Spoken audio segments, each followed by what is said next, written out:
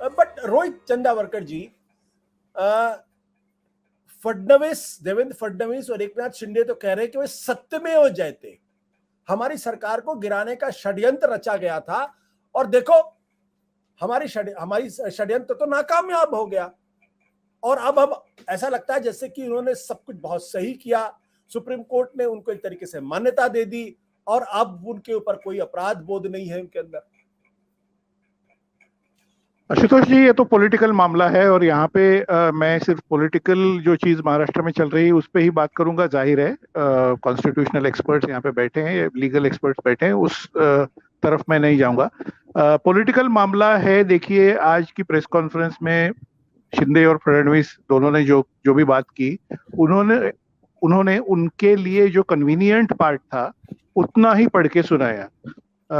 एक एग्जांपल देता हूं कि जो गवर्नर के बारे में जो स्ट्रिक्चर्स टाइप जो भी कमेंट्स थे वो उन्होंने नहीं पढ़े। उन्होंने सिर्फ अपनी तरफ जो बेनिफिशियल जो जो भी बातें हैं उसको ही सुनाया। तो जाहिर है कि एक पॉलिटिकल स्ट्रैटेजी है। और इस पे थोड़ा सा एक टू प्ले डेविल्स एडवोकेट, या बोलते हैं कि to be fair to them also, I can only say कि उनका आर्ग्यूमेंट ये है कि उद्धव ठाकरे ने हमारे साथ में ही इलेक्शन लड़ी थी और फिर हम लोग साथ में जीत गए और उन्होंने दल बदल दिया, यानी कि वो राष्ट्रवादी और कांग्रेस के साथ में चले गए। तो ये एक मॉरल चीज नहीं थी, नैतिक चीज नहीं थी। और इसका मुकाबला करने के लिए हम भी अब कुछ जो नैतिकता छोड़ के कोई एक दो चार चीजें करें तो वो फेयर हो जाएगा। इस तरह से वो एक ऑफ द रिकॉर्ड बात रख रहे हैं अपनी पत्रकारों के सामने या दुनिया के सामने। वो मामला तो चलता रहेगा। पॉलिटिकल इसका एक इम्पैक्ट ये होगा, मुझे लगता है कि देखिए 16 जो एमएलएज हैं उनका और उसके साथ में आगे 23 एमएलएज हैं उनका अगर डिस्क्वालिफिकेशन हो जाता तो आज की तारीख में शायद ये सीन बनता कि महाराष्ट्र में प्रेसिडेंट्स रूल की तरफ ले जाना पड़ता उसको। तो मुझे लगता है कि वो उसके बाद में काफी केओस होता और एक तरह से जो एक बर्डन अभी शिंदे और फडणवीस के ऊपर है कि उन्होंने ये सरकार गिरा दी और वो आगे जिस तरह से आ गए, खैर वो तो मतलब डिस्प्यूटेड सब है, सब्जेक्टिव है सब चीज, लेकिन वो बर्डन उनसे हट जाता।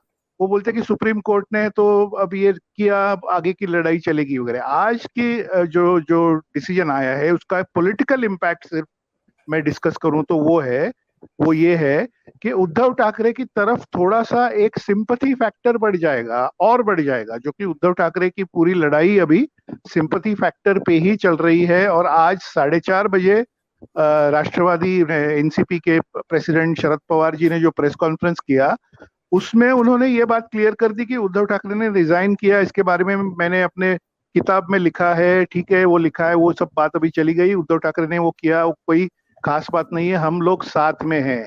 मतलब सीजन्ड पॉलिटिशियन शरद पवार जी भी ये समझ गए हैं कि इस फैसले की वजह से एक जनता में फिर से एक महाराष्ट्र में शायद ऐसी लहर आएगी कि उद्धव ठाकरे की सरकार गिराई गई और उनके साथ जनता को, शिवसेना ओरिजिनल उद्धव ठाकरे जो भी पार्टी है उनको एक सिंपैथी वेव का फायदा शायद मिल सकता है।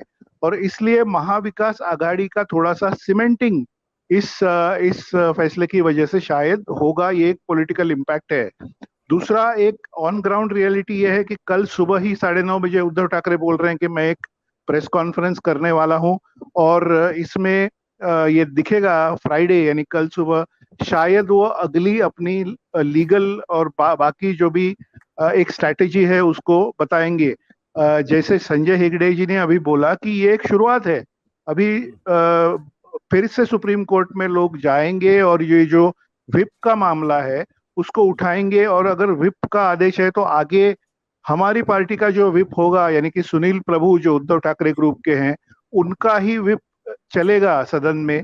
इस तरह से अगर कैसे घुमाया जा सकता है उस तरफ उनकी स्ट्रैटेजी होगी। तो मुझे लगता है ये एक शुरुआत है, एक बिगिनिंग है। और देखिए आखिरी पॉइंट ये बताना चाहता हूँ कि 2024 यानी कि अभी तो जून महीना तो ऑलमोस्ट आ ही गया, तो 6 महीने बाद में नया साल शुरू होगा और उसमें शायद मतलब उसमें तो लोकसभा के तो चुनाव होने ही होने मई के महीने में। उसके पहले महाराष्ट्र में काफी म्युनिसिपल कॉर्पोरेशंस वगैरह वो चुनाव होने हैं, और साथ में ही विधानसभा का कहीं ना कहीं 2024 के मिड में करवाना पड़ेगा इनको, जिस तरह से प्रेशर आ रहा है वो देखते हुए। तो वो 6 महीने में तो जनता के अदालत में ही सब बात जाने वाली है, और जनता ही इस पे एक जो जो बोलते हैं एक वर्डिक्ट देने वाली है। तो इस वजह से अभी ये मीडिया में और बाकी सब जगह पे ये एक सिंपैथी वेव और बाकी लीगल बैटल, ये सब मामला चलता रहेगा, ऐसा मुझे लगता है आशुतोष जी। सत्य हिंदी का ऐप डाउनलोड करें गूगल प्ले स्टोर पर।